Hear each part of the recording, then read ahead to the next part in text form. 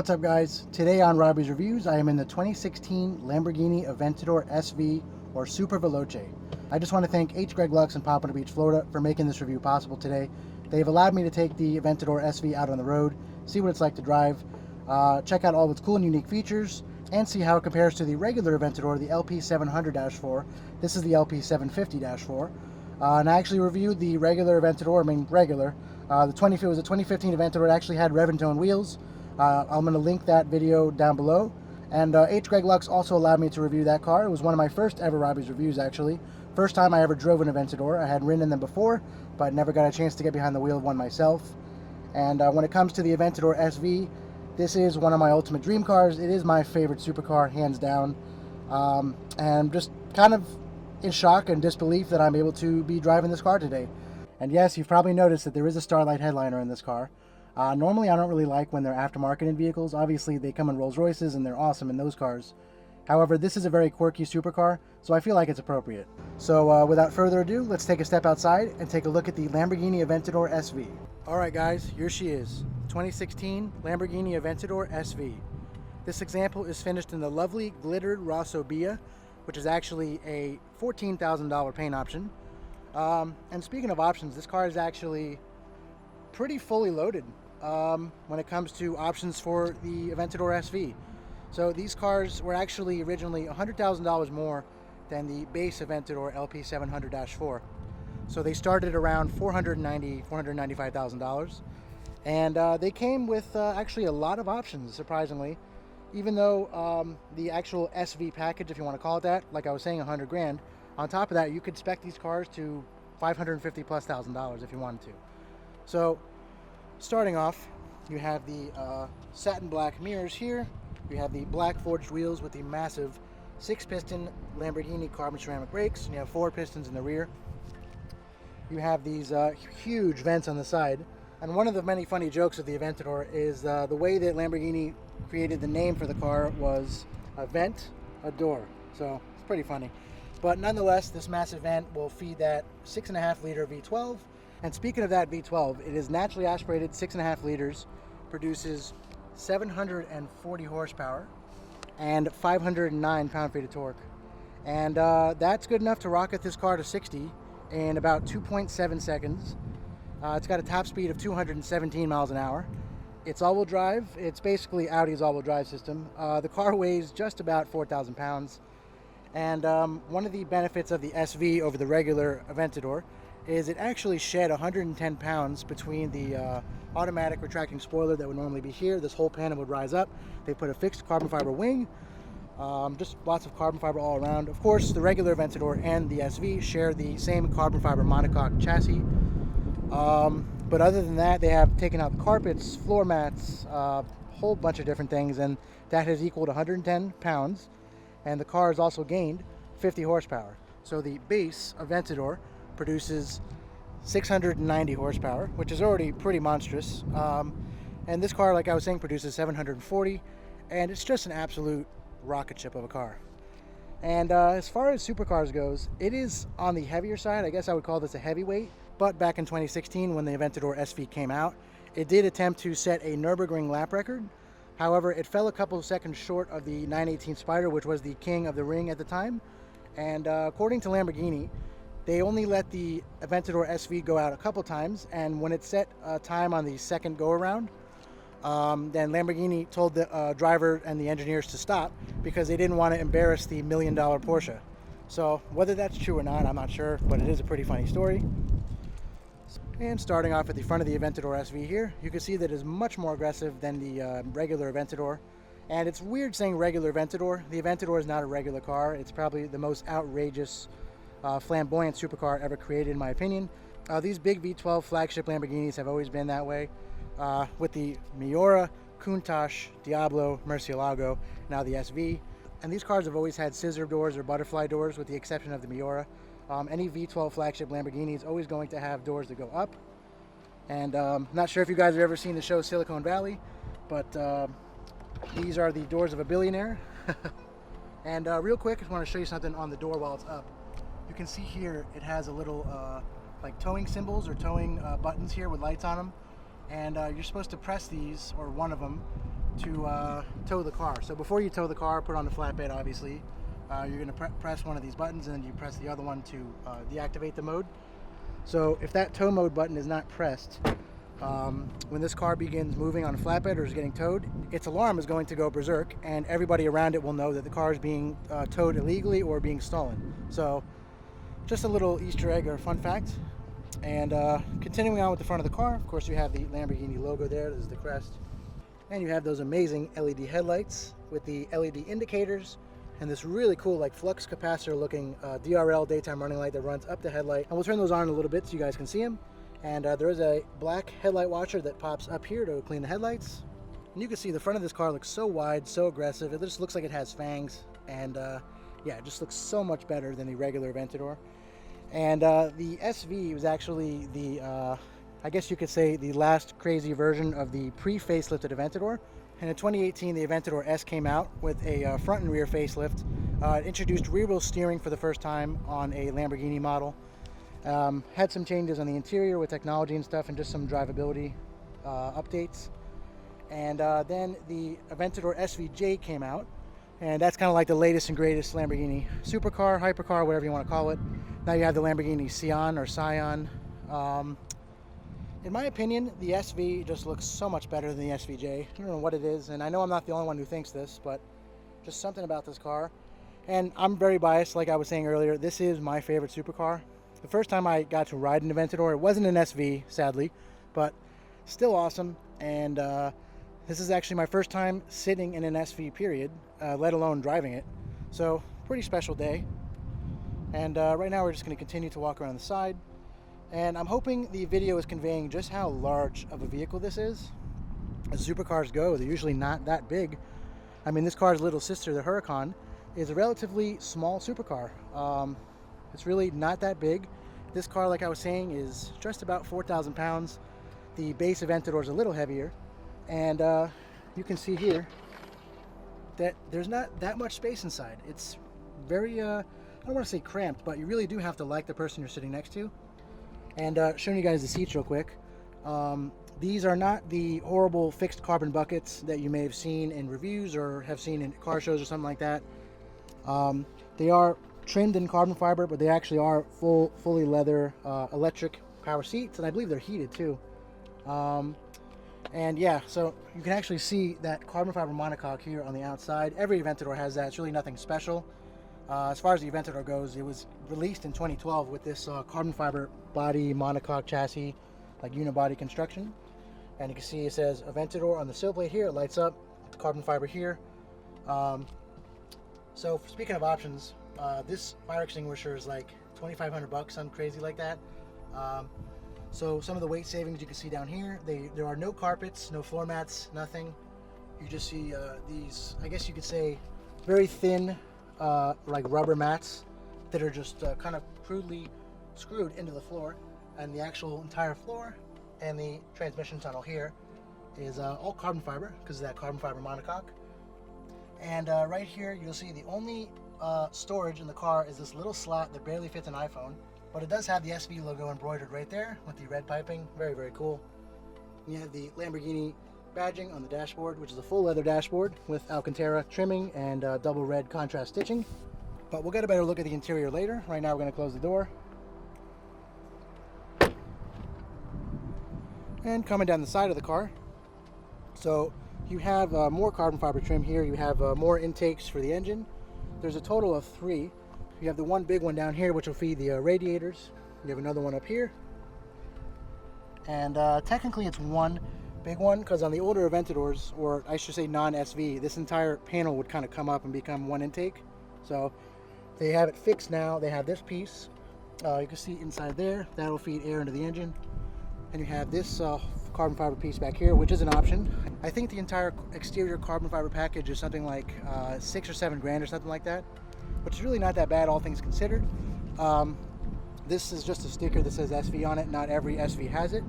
It's not a cheap option. I think it's like 5 grand. The entire rear engine cover here is all carbon fiber. You can actually see things like the oil cap, which is exposed right here. Pretty cool. Once again, you have that massive carbon fiber rear wing, which is not adjustable. It is fixed. I know some fixed carbon fiber rear wings are adjustable. This one, however, doesn't move at all. It looks very, very good. And real quick, I just want to come over to the gas door over here. So if there's one thing I love about this car, and really all Lamborghinis, is their attention to detail. So Lamborghini loves incorporating geometric shapes in their vehicles, mostly hexagons. So you can see the gas door cover, or the gas door, is a hexagon. You just press it and open it up. And inside you will find probably the nicest gas cap I've ever seen. Let's see if we can take it off here. And it's just solid machined aluminum, billet aluminum, and it looks unreal. And this car actually is pretty low on gas right now. I saw it has a quarter tank of gas, but the range is like 35 miles, which is not a surprise. This car has like a $3,500 gas guzzler tax, which is outrageous. I don't think I've ever seen one that high. But continuing on to the rear of the car, you can see the previous owner, along with that Starlight headliner, has done some things like they smoked out the reflectors here, and I believe they did it in front too. So the front reflectors are also smoked out. I always like when cars had that. It actually matches with the red and black theme of the car. And just coming around to the back, and more of that amazing carbon fiber. It looks like the stanchions of the wing actually continue through the this back part of the car here, all the way down to become kind of a part of the diffuser, I guess, or some kind of large aero piece that comes out. And then that carbon kind of goes around the car, under, and then into the body color diffuser, that glittered Rossovia. Massive diffuser back here. You have that quad exhaust, which just looks and sounds incredible. And don't worry, we'll get some sound clips in a little bit. And I'm going to turn on the headlights and taillights for you guys in a few. But I just want to show you guys the design of these taillights is really just iconic. You have more of those geometric shapes in the taillight. You have these kind of arrow sticks indicators for the turn signals. I just love all the amber in here and the red. Of course, you have the reverse lights in the end right here. And once again, thank you to HGreg LUX in Pompano Beach, Florida, for allowing me to take this car out today. And speaking of options again, one of them is right here. The reverse camera, which also standard on most cheap cars, is like a $2,500 option on this car, just below the Lamborghini badge. And I think first we're going to take a look at that beautiful 6.5 liter V12. So right now I'm going to go open the door. To open the doors, it's just a little handle under here, or a button. You just pull, door goes up. And the doors look heavy. They're actually not. It's kind of like power assisted when you're opening them. Closing them is a different story, especially when you're in the car. So to open the engine bay, you just move the electric power seat forward.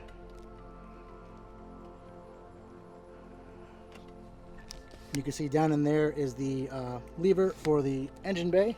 Pull it, put the seat back.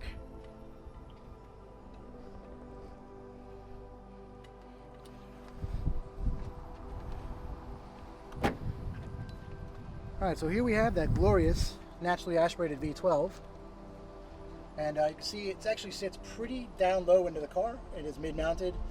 And what Lamborghini loves doing is putting the firing order on all their engines, whether it's a V8, V10, or V12. And you guys can see that cantilever suspension. This car actually rides incredibly. It does ride better than the regular Aventador. It's got the magneto-rheological dampeners. Say that 10 times fast. And the car just rides astonishingly well for a car that's supposed to be this hardcore.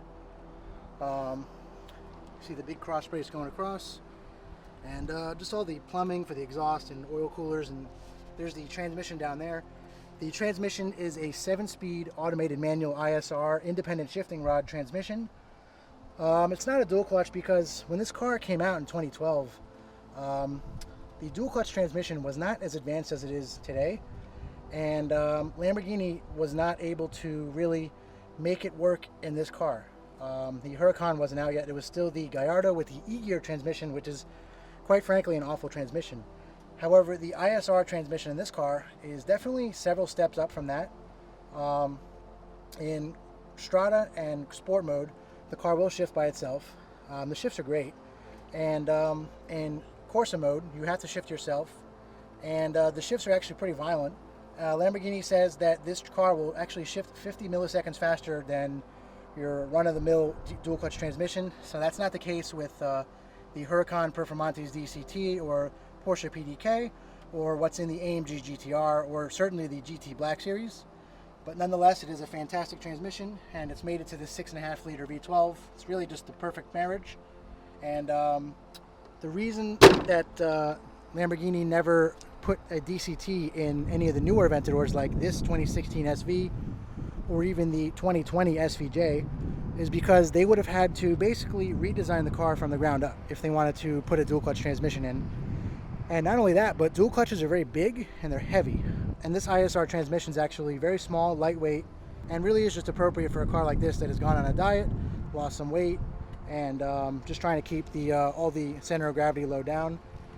Because this car handles just unreal. It is fast in a straight line. I mean, sub 3 seconds 0 to 60, and top speed of 217 miles an hour. But where it really shines is around a racetrack. Sadly, I won't be pushing this car anywhere near to the limit today. It's not really on the best tires. They're the P0s.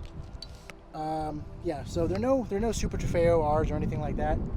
But the little roads around here should be fun for the car. It is a lot of car, especially on a regular road. So like I said, not really gonna be pushing it. Also, not my car. It's like a $350,000+ car right now. So just gonna be taking it easy. But honestly, this is one of those cars where it doesn't matter if you're going 100 miles an hour or 10 miles an hour. It's just an occasion every time you're driving it. And yeah, still can't believe I'm actually standing in front of this thing right now. All right, right now I'm going to turn on the headlights and taillights as well as the hazard lights so you guys can check them out. Before I open the door, I just want to show you guys this. The Aventador SV Coupe is limited to 600 units. So you have the carbon fiber plaque that's screwed in here. It says 1D600. Pretty cool. So right now I'm going to open the door. Get the button here for the headlights. Okay. See if that turned on the headlights. So right now just the DRLs are on. I think I have to turn the ignition on. So the engine has to be running for the headlights to be on, but right now you can see the daytime running lights are on. These kind of thick white tubes here that kind of run up and down, these light tubes. And the turn signals are just this cluster of amber LEDs, pretty cool. And there is no side indicator on this car. I thought for sure that these cars had to conform to the same regulations that other North American cars have to, but there aren't any mirror indicators or anything like that. So moving around to the back, and you can see here those arrow stick design turn signals there. They're also the brake lights, and it's just super cool. You can see them from all angles. And there's the orange, it's up there. Let's take a step back and check it out. Very, very cool. And real quick, we're going to get a look at the front trunk. We have the pull over here.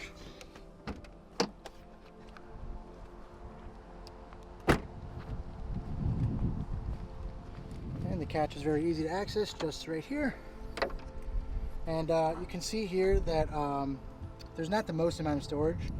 This kind of center shelf here can actually be removed very easily. There's just some button snaps.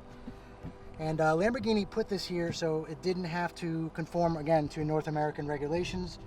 And they didn't have to have kind of like a glow-in-the-dark escape hatch or escape button here. So they have this center partition here. And as you can see, it's good for 2 bags. These are my camera bags, got my tripod.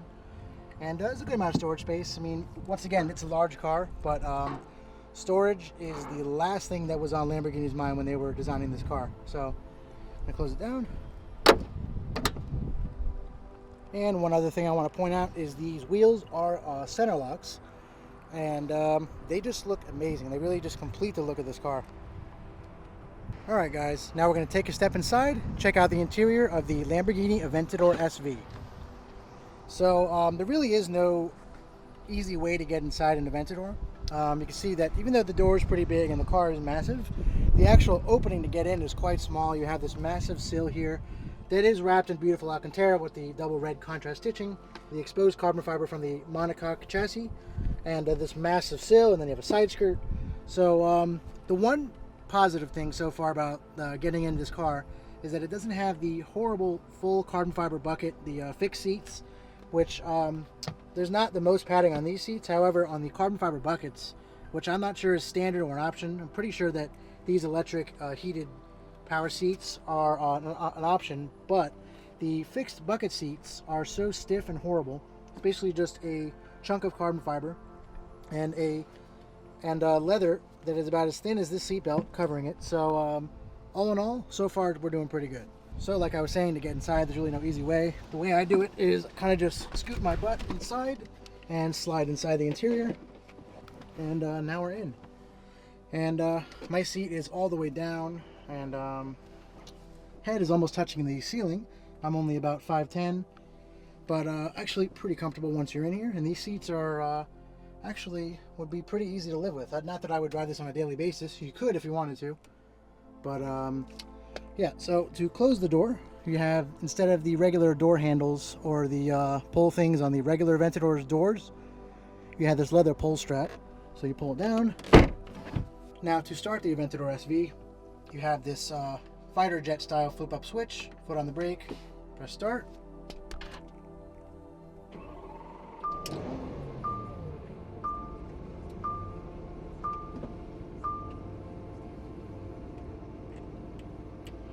Now, you probably heard that glorious 12-cylinder starter, letting that 6.5 liter V12 roar to life.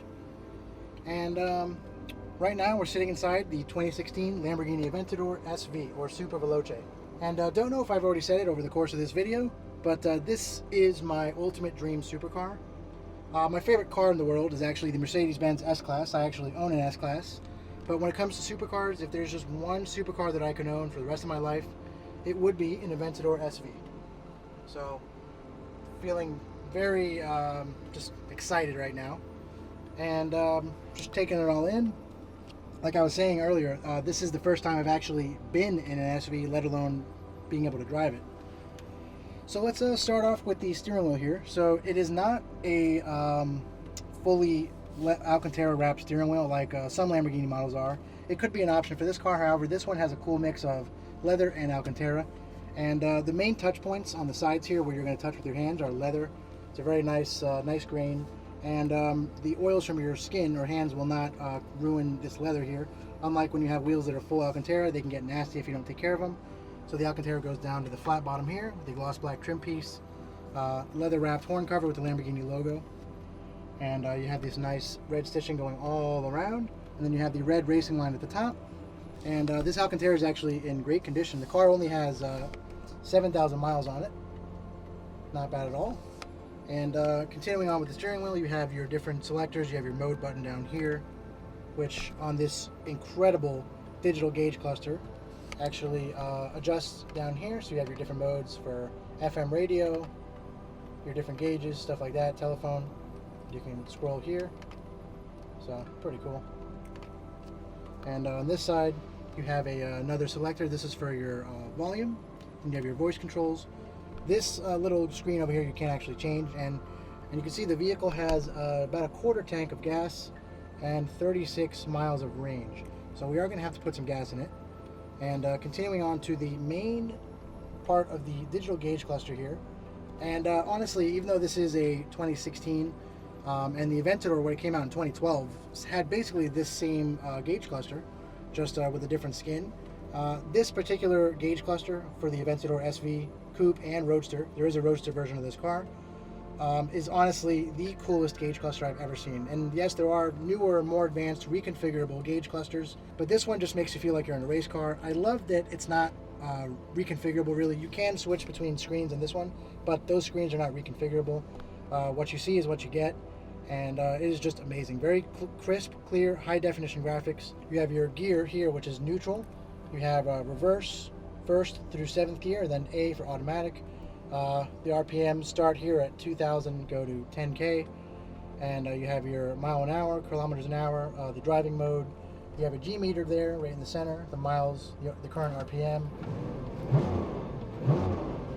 The graphics are just spot on, and really just love this gauge cluster. So let's see, coming down to the side here, you have all your various settings. You have your light controls, so your headlights, taillights, rear fog lights, stuff like that. And way back there you have an air vent, and you actually have an A pillar, a B pillar, a C pillar, and a D pillar in the SV. So the A pillar up there is swept back pretty far. And just like a true supercar, you cannot see the hood of the car. It just looks like you're basically just sitting on the road, or you just have the road in front of you. And it really helps to create that euphoria effect when you're driving a supercar. Then you have the little B-pillar here. You have that little window. It actually does help with visibility. Speaking of visibility, that is another thing that Lamborghini really wasn't paying that much attention to when they designed the Aventador. Whether it's an SV or a regular LP700. Yeah, visibility is not the best, but it's also not the worst. I've been in cars with worse visibility, and you can see out the back here, you can see the amazing 6.5 liter V12, and yes, that Starlight headliner, which I couldn't find any kind of remote control for or anything like that, so half of it is like this green right now, and the other half is flashing crazy red and blue. So some people might hate that, some people might love it. I personally don't mind it. It doesn't really bother me. I can't see it when I'm driving. And it would probably be pretty cool at night, especially if you can find the remote. I'm sure that there's one somewhere in the car. Probably in the dealership, because like I was saying earlier, there is no storage in this car. This would normally be a center console. It doesn't actually open. Instead, you just have this really pretty red piping with the leather and stitching and Alcantara. And you do get a little net back there and some, storage with the hooks and a shelf. But other than that, you just get the nice carbon fiber backed seats that are trimmed in leather with the red stitching and that same piping with this cool Y design red leather insert that goes all the way down, and it says SV embroidered there with the Lamborghini logo. And there you can see the leather door pull there, and the entire door is trimmed in carbon fiber, and yeah, it's just amazing. You see more of the floor mats, or lack of floor mats I should say. You see the actual carbon fiber floor. There's that $2,000 fire extinguisher, the little storage thing. And this vehicle actually does have a CD player. It's down here in the side of the transmission tunnel. That's really the only place Lamborghini could fit it. And you have another embroidered SV logo there. That's what you rest your leg on. And you have some really, really nice gas and brake pedals down there. Very, very pretty. So starting off at the center stack here, you have your electronic parking brake, you have reverse, manual mode. Coming up here, you have all your different, that's basically Audi MMI, or kind of a dumbed down version. Infotainment in the Aventador has not always been that great, and in the SVJ, I think I got an updated screen. It's basically out of the Urus and the Huracan Evo. But honestly, this is one of those cars where infotainment is the last thing on your mind, and music. The speaker system in this car actually is pretty good. But you really don't need a radio in this car when you have all the music you'll ever need, thanks to what's sitting right behind you. So, continuing up here, you have your different setup buttons, your car info. You go through the different various modes. And this basically is, like I was saying, Audi MMI. Takes you to the different tabs you can return. Go to your car settings. You have navigation. You can go to your map. Down here you have your radio settings. You can actually connect a phone to Bluetooth, I believe, in this car. You have your radio knob here. You have your, once again, your starter button. You flip that up. There is no way to start it other than just flipping this up. Newer Lamborghini models now have it so you can just put your finger through here. Unless you have a really, really tiny finger or like a pencil or something to stick in there, really just lift it up and just press the button and start it up. So here you have the center knob just to control the infotainment. You have your radio and all that. You have your mode selector here. So Strada is street in Italian, and that basically is just the comfort mode of the car. It'll drive the most docile. The shifts won't be so aggressive. It'll it'll upshift early whenever it can. And here you have sport mode in the middle. If I go to sport, it actually reflects on the gauge cluster. It'll show a little sport there. And that is actually the car's fun mode, so that'll limit traction control. It'll basically have the car in its loosest setting, and that's basically what you want to have on the street when you want to have fun and you just want to play around.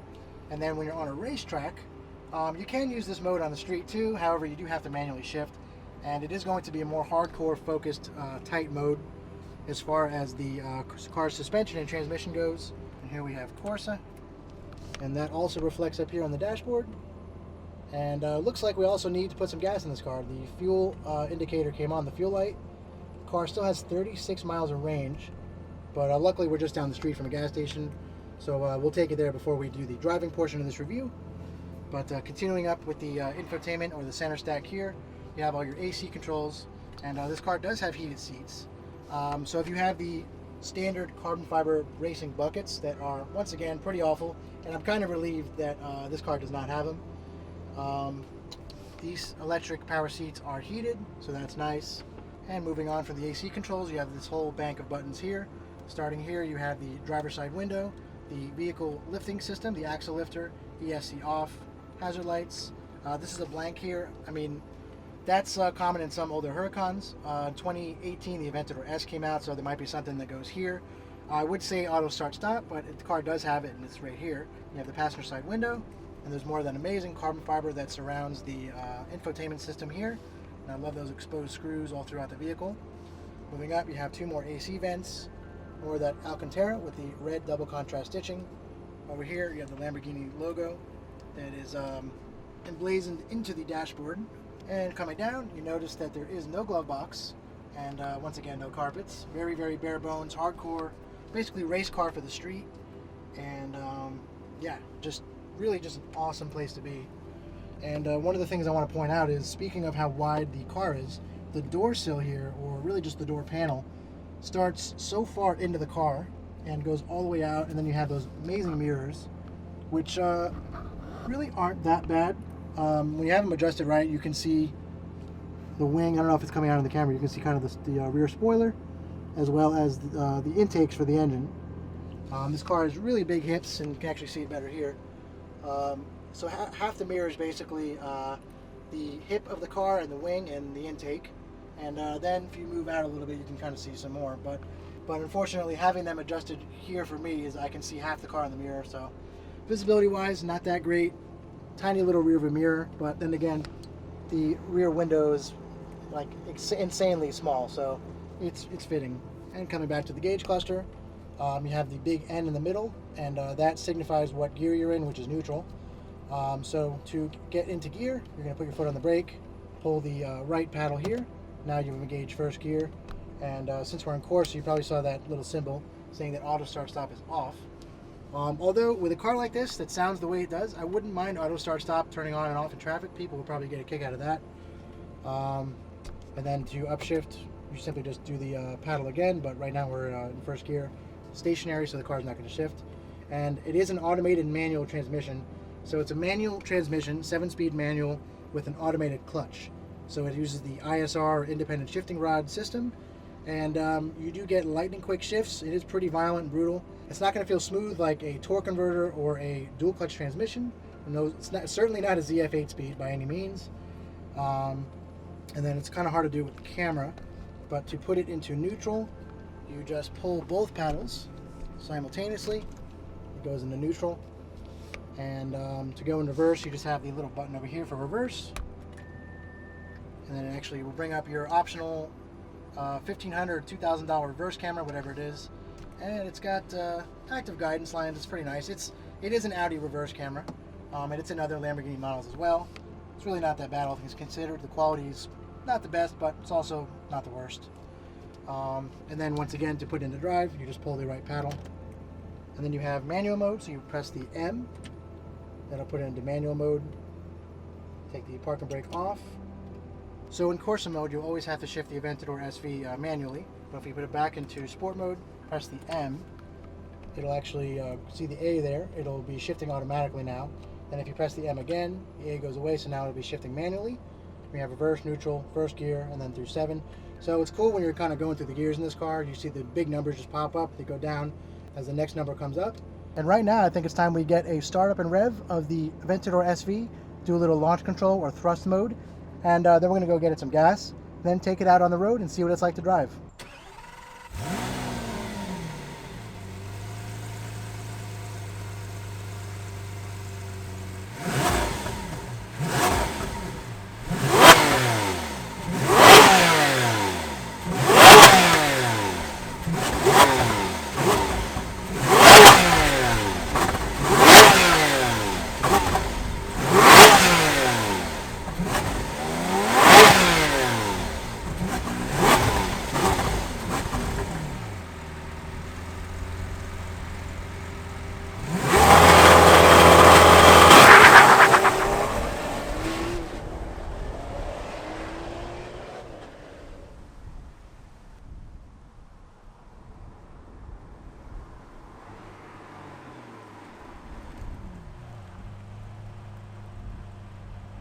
What's up guys? So right now I'm in the 2016 Lamborghini Aventador SV or Super Veloce.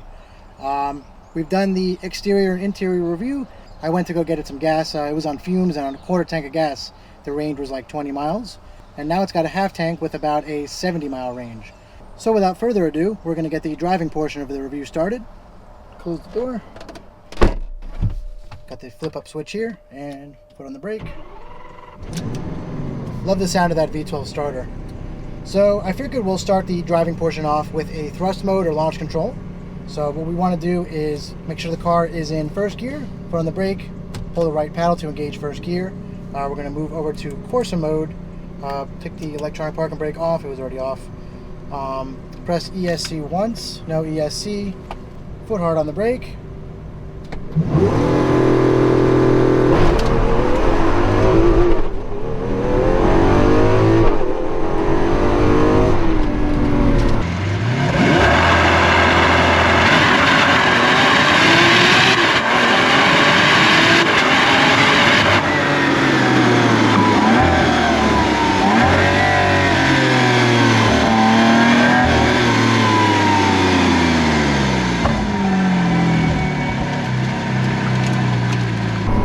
Wow. Holy crap, guys.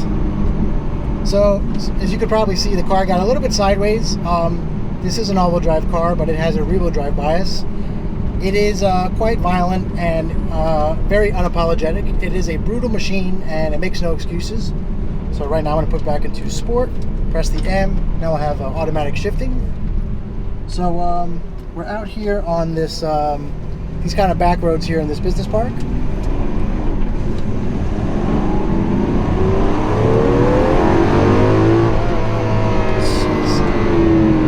So when you're in sport mode, the gears will hold a little bit longer. And actually we're going to put it to Strata for the time being. Put it back into auto. So when you're in sport mode, the gears will hold a little bit longer. I just went down into Strata, and the little symbol showing the engine came on with half an engine highlighted. This vehicle does have cylinder deactivation. So it will shut down one bank of cylinders. So it will shut down 6 cylinders, essentially making it a V6 in order to save fuel. And whether that works or not, I'm not really sure. I really don't care about that feature in a car like this. Like, it also has a start-stop, which is pretty funny for if you're in traffic and you get to hear that V12 starting every 5 seconds. But nonetheless, those features are there for whatever reason. So there is a $3,500 gas guzzler tax on this car, and it really does get horrible gas mileage. I had the car just idling earlier when I was doing the review, and it was at a quarter tank, and I could literally watch the number drop. So the range was about 35 miles when I took it from HGreg LUX, and just the car idling, I was watching the number go down. So I had to take it to a gas station to put a couple gallons in it before doing the driving portion. You probably noticed the head mount on my head. That's just my GoPro. Unfortunately, lost one of my other GoPros the other day when I was reviewing the 992 Turbo S. And the GoPro fell off the car, and I was not in a controlled area like I was today with this car. And the GoPro unfortunately fell off. It wasn't secured. And what can I say? Stuff happens. So we're going to make a U-turn. You know what? This car actually surprisingly has a very nice turning radius, and also the dynamic steering, which is basically Audi dynamic steering. It is so sharp and incredible. I mean, this car is in Strata right now, but in Corsa, the steering tightens up even more, like considerably. And those magneto rheological dampeners also stiffen up immediately. Strata is pretty stiff. For the street or comfort mode, I will say that the car does ride pretty rough. But then again, it's a hardcore supercar. Makes no apologies about that. And right now, I'm not really going fast. I'm just enjoying the drive. Just like I was saying before, this is my favorite supercar of all time. And it is pretty surreal that I'm able to be behind the wheel of this car right now. I can't thank HGreg LUX enough for allowing me to take it out to show you guys my take on what driving the Aventador SV is like. So, when I was talking about visibility earlier, as long as you have the mirrors adjusted properly, it's really not that bad. I mean, I can see behind me, I can see out the side and the front. Front visibility is great. However, when it comes to the C and D pillars back here, you really can't see much. And the U-turns are actually surprisingly tight. So now we're going to get on it a little bit.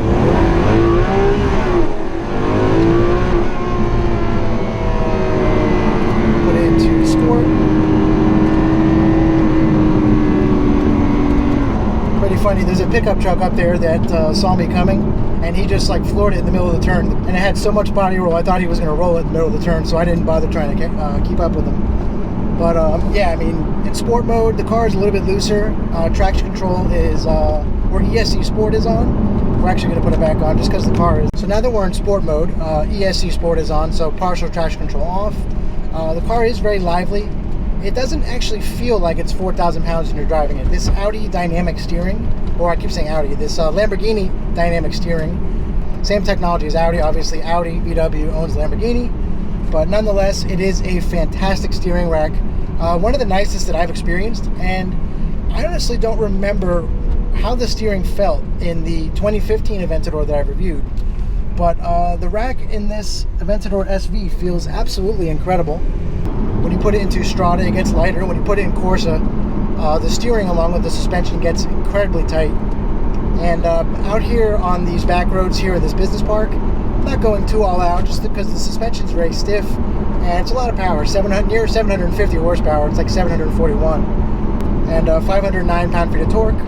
So the car can be a handful, but it can also be docile when you want it to be. So right now we're going to put it into Strada. Steering got lighter, suspension's a little bit softer for the moment. It's still pretty stiff by most car standards, but then again, it is a hardcore version of an already pretty hardcore supercar. So one thing that I can honestly say, aside from how amazing this turning radius is that the Aventador is just easy to drive. It's one of those cars that even once you get used to things like the transmission, it is that 7-speed automated manual ISR transmission. So it's a manual transmission with an automated clutch, and you do get a kick in the back of the head when you're shifting, especially in Corsa. And it seems like the car is kind of bogging down or falling on its face, but that really is just all for drama and theater, according to Lamborghini. They've actually said that this transmission shifts 50 milliseconds faster than your run-of-the-mill dual-clutch transmission. It's also smaller, lighter, more low down in the car, and is a great marriage to the 6.5-liter V12 that's sitting behind me. So you can see right now the car is actually in its 6-cylinder mode, or MDS mode, multi-displacement system, and it's driving totally calm. I mean, aside from the fact that you have all this carbon fiber Alcantara and leather around you, and also the looks you get from people in other cars, aside from all that, it's just a regular car. I mean, it is a hardcore supercar, but it doesn't actually torture you when you're driving it. It's one of those cars that really just wants you to have fun, and it'll help you do that as much as possible. So honestly, there's not much else you can really say about the Aventador other than it's a big, heavy, hilarious, powerful all-wheel drive supercar that is completely unapologetic. It thinks it's better than every other supercar, and in my opinion it is. This is what these supercars should be. There's a lot of supercars that have been coming out in the past several years that they don't know what they are. They try to be a luxury car, they try to be a Grand Tour, something you can drive to California and back, but none of them are a true full-blown supercar. The supercar is supposed to be something that makes no compromises on its performance, has little to no luxury amenities, is pretty much just a brute all around. And honestly, since 2012, the Aventador has been that car. 2020 or 2021 marks the end of the Aventador with the SVJ Roadster. Now we have the Lamborghini Scion or CN, basically an Aventador with a different body, same drivetrain except it has a mild hybrid component to it. Does that take a little bit of the spirit or theater or character out of the car? Maybe, but then again, that car is a couple $1 million, and I don't think it's the actual full replacement for the Aventador. We've yet to see the actual replacement for the Aventador. However, when it comes to the SV, this is just one of those cars that you just have to stop and admire, because it's just a feat of engineering.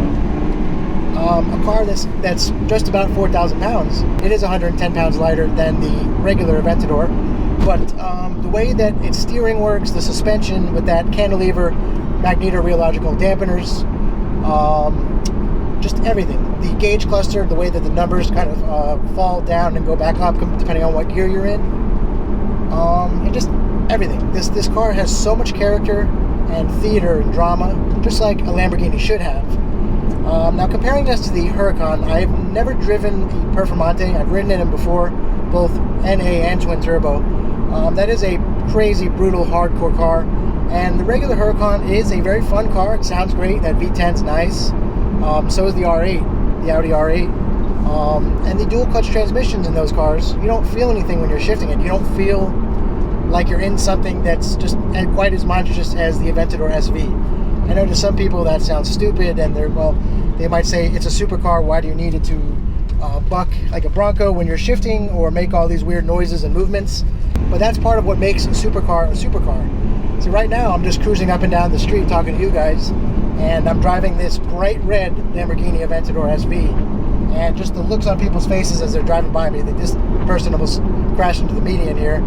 But yeah, I mean, just doing 40 miles an hour. This car will do 217. Won't take long to get there. But this is just, like I was saying, this is a car you can enjoy at any speed, and really doesn't get much better.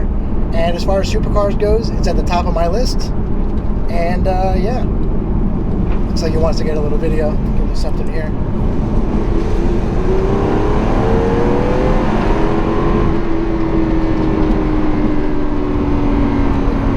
Do a little pull here for you guys.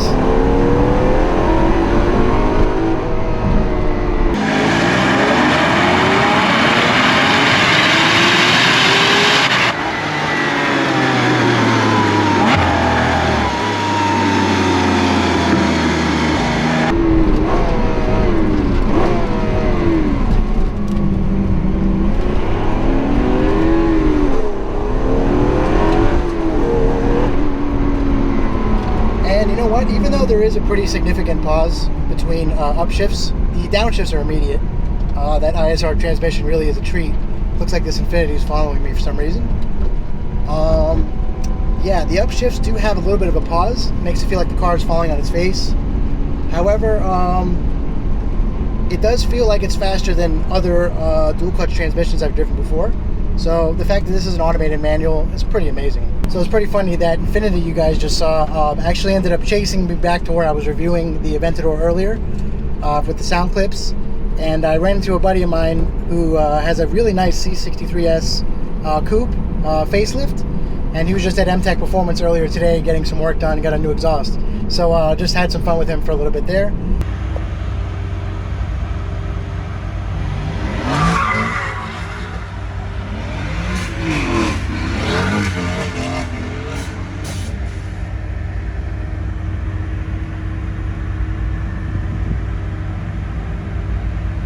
But back to driving the Aventador SV. Like I was saying, it's just a car that is not confused about what it is. There's a lot of supercars that they just try to drive luxuriously, smoothly, calmly, and quietly. Like they try to be too much like a luxury car and not enough like a supercar. So the Aventador is just one of those cars that it knows it has basically one goal, and that's to be a supercar. Just to be as crazy as possible. And honestly, it accomplishes that. So I'm getting ready to return the Aventador SV to HGreg LUX soon, and honestly, I'm going to remember this day forever. I've always wanted to just ride in an Aventador SV, not even drive one, so the fact that I'm driving one right now is pretty amazing, and I'm honestly speechless. And something else I want to talk about when driving the Aventador SV is just the way that these seats are, and thank God they're not the fixed carbon buckets, or the ones that just slide and they're just one solid chunk of carbon fiber. Those are so incredibly uncomfortable. These seats are actually pretty nice, and I've been driving the car the whole day since this morning. And the driving position of this car is you pretty much lie down. You're sitting very far back. Even though these are electrically adjustable seats, you still only have so much range. I mean, you have the bulkhead right here, and there's the engine behind me. And there's really not much adjustment, but Lamborghini knew what they were doing when they designed this car, so finding the right driving position for you is really not that hard. Yeah, I mean, I don't know what else I can say about this car other than I am having the time of my life getting to drive this car. And I hope you guys can hear me. It's pretty loud in here, and I've been trying to keep the car in higher gears in automatic mode and in Strada in sport modes. But like I was saying, this is not a car that, even though it was designed to just go fast and just be brutal and crazy, it's not something you need to go and drive fast all the time in. It's something like right now I'm doing 25 miles an hour, but I'm doing 25 miles an hour in an Aventador SV. And this is probably one of the greatest days of my life, to be honest. And so with that, I'm going to return the car to HGreg LUX. Can't thank them enough for allowing me to take this car out today. It was a dream come true. And in my opinion, this is the greatest supercar of all time. Alright guys, well that should do it for this review of the 2016 Lamborghini Aventador SV. Once again, I just want to thank HGreg LUX in Pompano Beach, Florida, for allowing me to take this Italian V12 powered beast out today to see what it's like to drive. As always, thank you for watching, and if you haven't already, please be sure to like this video and subscribe to my channel to stay updated on all future videos. See you next time.